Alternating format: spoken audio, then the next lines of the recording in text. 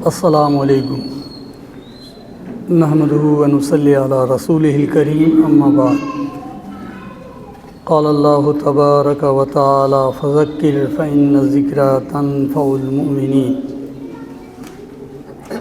برادران اسلام اور آج کے اس بیٹھک کے حاضرین، ہمارے جمعیت کے ذمہ داران اور وہ نوجوانان جو اس سلسلے میں سرگرم عمل ہیں، ان سب کو میں تہہ دل سے مبارکباد دیتا ہوں۔ مختصر وقت کے لیے کچھ کہنے کی فرمائش کی گئی ہے۔ یوں تو آپ بہت سارے وعظ و نصیحت اور تقاریر سنتے آ رہے ہیں۔ آج میں ایک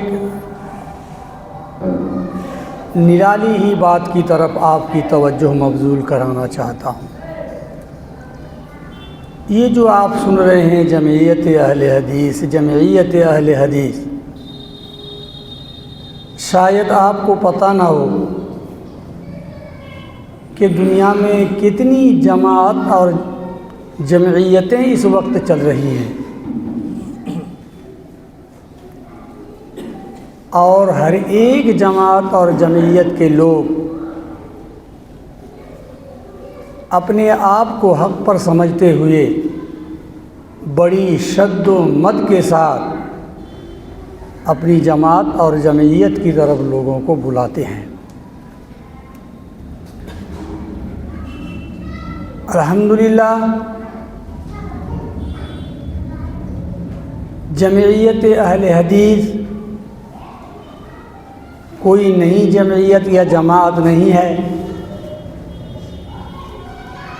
جماعت اہل حدیث کا نہج اور طریقہ ہمیشہ سے یہ رہا ہے کہ قرآن مقدس اور صحیح احادیث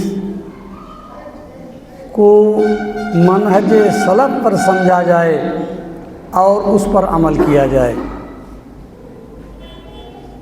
بس اور صرف بس یہی۔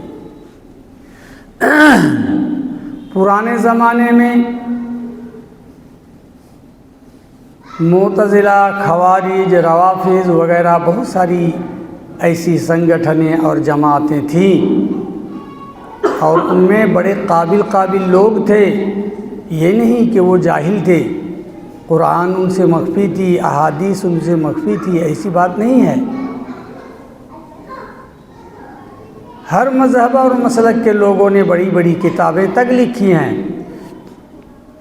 دن گزرتا گیا اور لوگ اپنے اپنے طور پر اپنی الگ الگ جماعتیں بناتے رہے۔ آج جمعیت اہل حدیث کے علاوہ دنیا بھر میں تبلیغی جماعت، جماعت اسلامی، جماعت المسلمین، اخوان المسلمین اور نہ جانے کن کن ناموں سے، اسی فہرست میں ایک اہل قرآن بھی ہیں جو حدیث کا انکار کرتے ہیں۔ قادیانیوں کو تو خیر مسلمانوں کی تمام جماعتوں نے مل کر نان مسلم اعلان کر دیا ہے، لہٰذا ان کو تو شامل ہی نہیں کیا جائے گا۔ ایسے میں مسلمانوں کے صحیح عقائد اور صحیح اعمال کی حفاظت کی ذمہ داری اہل حدیثوں نے لی، اور ہمارے اہل حدیث علماء کی اس سلسلے میں بڑی قربانیاں ہیں کہ انہوں نے قرآن اور صحیح احادیث کی روشنی میں لوگوں کے ایمان و عمل اور عقائد کی حفاظت انہوں نے کی ہے۔ فجزاہم اللہ خیر الجزا۔ محترم بزرگوں، دوستو، جمعیت کا مطلب یہ ہوتا ہے کہ ایک ساتھ مل کر ہم ایک سنگٹھن، ایک جماعت اور جمعیت کے طور پر رہیں گے تو ید اللہ علی الجماع اللہ کی تائید اور نصرت ہوتی ہے جماعت پر، تو اس سلسلے میں ہم آہنگ رہیں گے اور ایک ساتھ مل کر عمل کریں گے۔ الحمدللہ ہرنپور کا یہ پورا علاقہ چند لوگوں کے علاوہ باقی سارے کے سارے ہی مسلک اہل حدیث اور مذہب اہل حدیث سے جڑے ہوئے ہیں، یعنی یہ سب کے سب اہل حدیث ہیں۔ پاکور سے مشرق کی طرف کا وہ پورا علاقہ بھی الحمدللہ سب اہل حدیثوں کا علاقہ ہے۔ اس لیے ہمارے لیے یہ بات بڑی نعمت ہے، غنیمت ہے کہ ہم پیدائشی اہل حدیث ہی ہیں۔